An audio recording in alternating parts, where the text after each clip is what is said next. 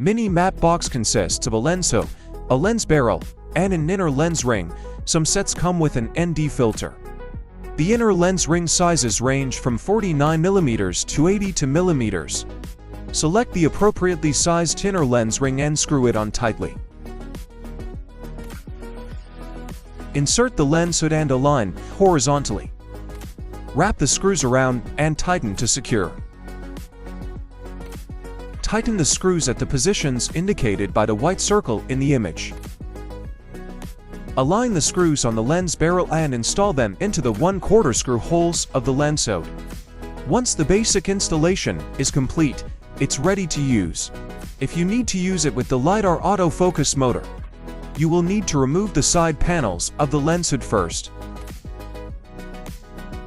Install the conduit into the appropriate conduit hole.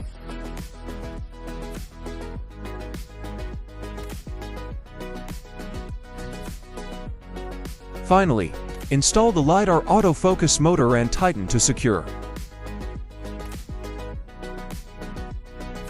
Some lens hood sets come with an ND filter.